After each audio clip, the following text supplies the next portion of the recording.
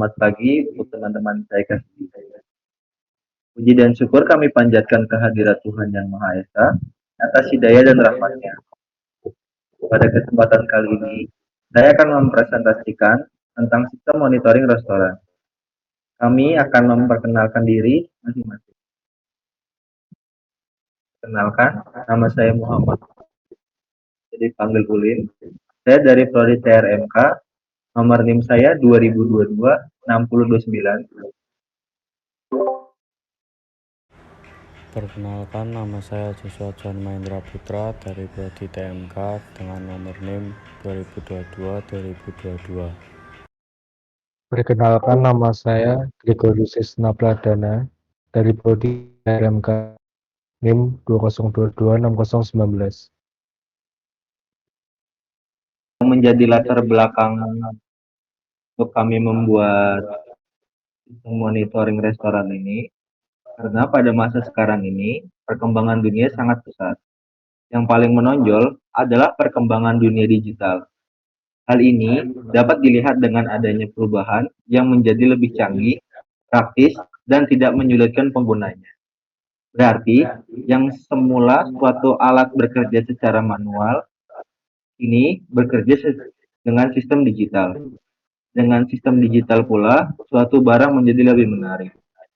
Sebagai contohnya, pembuatan smart monitoring ini agar membantu pelanggan yang ingin makan di tempat untuk mengetahui informasi tentang meja makan yang tersedia. Nah, batasan masalahnya yaitu di dalam proyek ini telah mengaplikasikan pengetahuan tentang teknik digital dan juga mempunyai batasan dalam proyek ini. Pada rangkaian ini, pelanggan tidak tidak menyatakan di mana tempat meja kosong berada. Nah, tujuan proyek ini juga untuk memenuhi tugas teknik digital kami, karena kami akan terlibat dalam proses pengaplikasiannya dan pengetahuan yang sudah kami dapatkan dalam perkuliahan. Lalu, mengembangkan pola pikir, membuat ide, gagasan, dan kreativitas kami. Lalu, untuk mengaplikasikan pengetahuan tentang teknik digital, membentuk dan melatih kerjasama kami dalam kelompok maupun tim.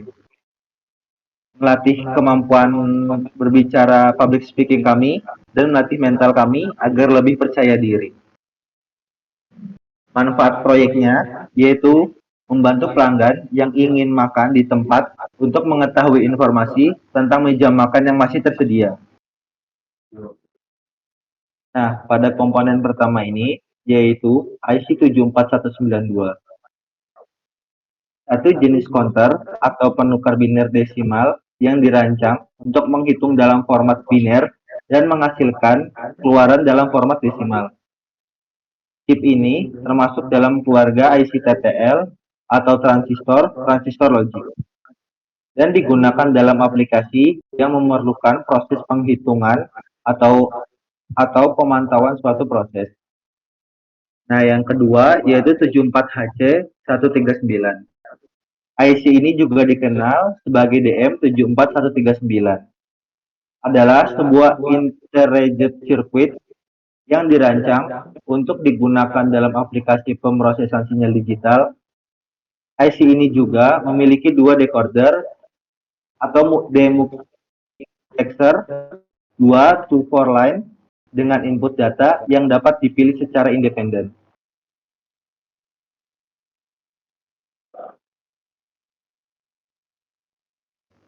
Komponen ketiga yaitu IC 74HC157, salah satu jenis chip multiplexer atau demultiplexer yang digunakan dalam elektronika digital. Chip ini termasuk dalam keluarga IC Cosmos atau Complementary Metal Oxide Semiconductor dan sering digunakan untuk memilih antara beberapa sinyal masukan atau mengarah satu sinyal keluar dari beberapa kemungkinan. Komponen keempat yaitu IC 7483, suatu jenis chip penukar biner ke desimal yang digunakan dalam sistem elektronika digital. Ya, komponen kelima yaitu IC 4013, suatu jenis flip-flop yang sering digunakan dalam desain rangkaian digital. Lebih tepatnya, IC 4013 adalah sebuah chip dual D-type flip-flop yang terdiri dari dua flip-flop independen dalam satu paket. Flip-flop adalah suatu jenis elemen penyimpanan yang dapat menyimpan satu bit informasi dan digunakan dalam beberapa aplikasi, seperti penghitung, register, dan pengatur waktu atau timer. Nah, komponen keenam yaitu IC 7485. IC 7485 ini penukar paralel ke serial yang dirancang untuk mengkonversi data paralel menjadi format data serial. Chip ini termasuk keluarga IC TTL, transistor logic. Dengan IC 7485 ini, Anda dapat mengambil beberapa bit data paralel dan menghasilkan satu aliran bit data serial. LED atau light emitting diode adalah komponen yang dapat memancarkan cahaya. Struktur LED sama dengan dioda. Untuk mendapatkan pancaran cahaya pada semikonduktor doping, yang dipakai adalah gallium, arsenik, dan fosforus. Jenis doping yang berbeda akan menghasilkan warna yang berbeda pula. Button. Saklar push button yaitu saklar yang hanya akan menghubungkan dua titik atau lebih pada saat tombolnya ditekan dan pada saat tombolnya tidak ditekan. Maka akan memutuskan dua titik atau lebih dalam suatu rangkaian elektronika. Komponen selanjutnya yaitu 7 segment. 7 segment ini sering kita jumpai pada jam digital, petunjuk antrian, display angka, digital, dan termometer digital. Penggunaannya secara umum adalah untuk menampilkan informasi secara visual mengenai data-data yang sedang diolah oleh suatu rangkaian digital.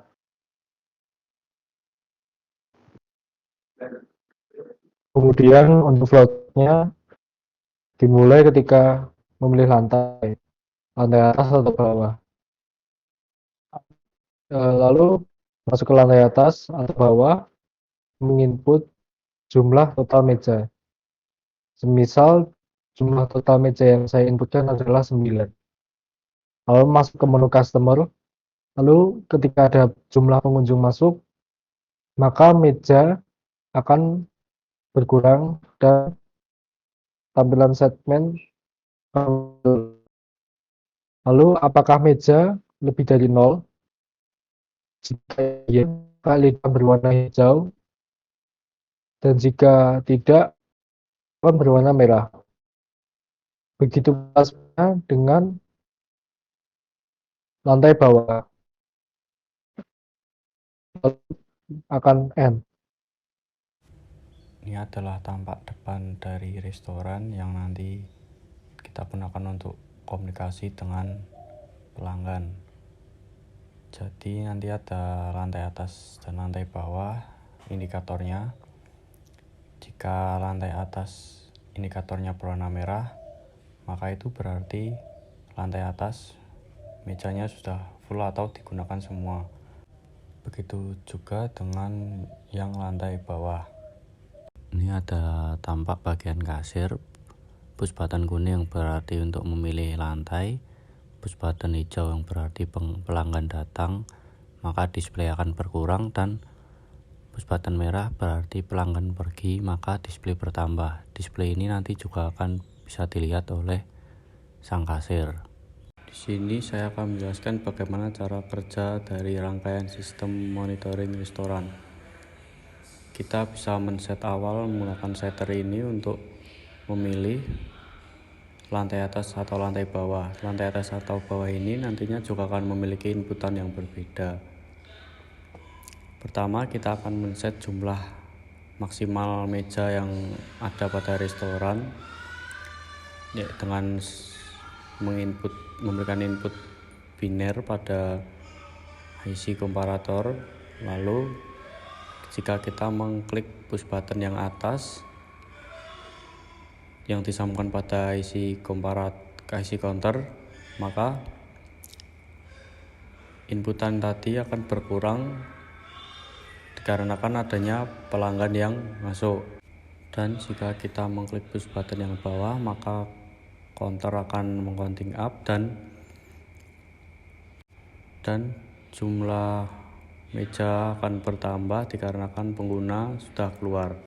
Jika masih ada meja yang tersisa, maka lampu indikator akan berwarna hijau, dan jika meja atau pelanggan memenuhi restoran, maka indikator akan berwarna merah dan display akan menunjukkan nilai 0.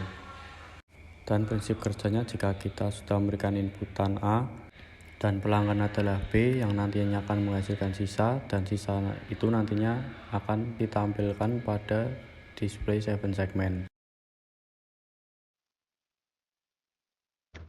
Oke, kemudian cara kerja rangkaiannya. Pertama-tama, jika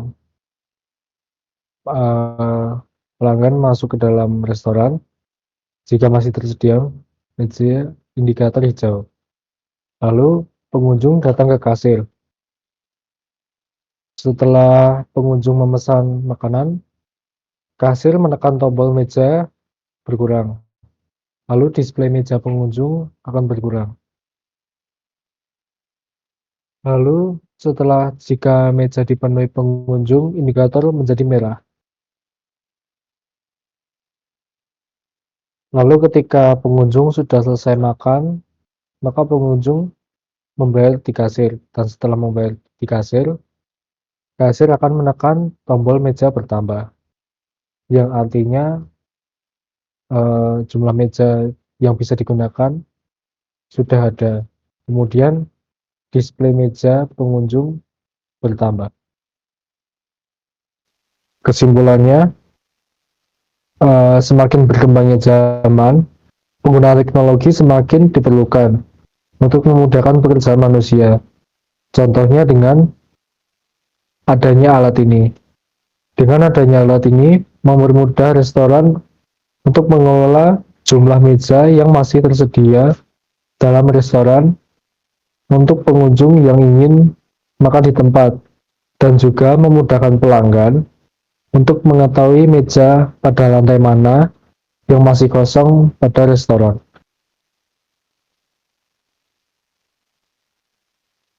Dan kelebihannya yaitu mudah digunakan, karena ketika pelanggan membayar, kemudian menentukan bentuk button, bentuknya akan bertambah. Lalu mengefisiensi waktu, karena pelanggan juga tidak perlu mencari meja sendiri. Kemudian harga alat relatif murah, lalu alat ini membantu penyaluran informasi lebih jelas.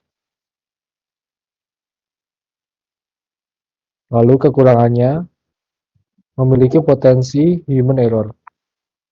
Ketika terjadi penginputan, bisa saja kasir menekan 2 kali atau melakukan kesalahan lainnya. Yang kedua, sistem pengurangan dan penambahan tidak memiliki limit input. Untuk terobosan dan pengembangan selanjutnya dari proyek ini, mungkin kami akan menambahkan beberapa komponen seperti indikator. Jadi kita nanti akan memberikan indikator pada setiap meja supaya pelanggan mengetahui di mana letak meja yang masih kosong. Dan kita juga bisa menambahkan LCD display di mana nanti sistemnya seperti bioskop yang bisa memilih tempat duduk atau meja yang akan digunakan untuk pengunjung. Sekian presentasi dari kami. Jika ada kesalahan dari kami, mohon dimaafkan. Terima kasih, semoga harimu menyenangkan. Sampai jumpa.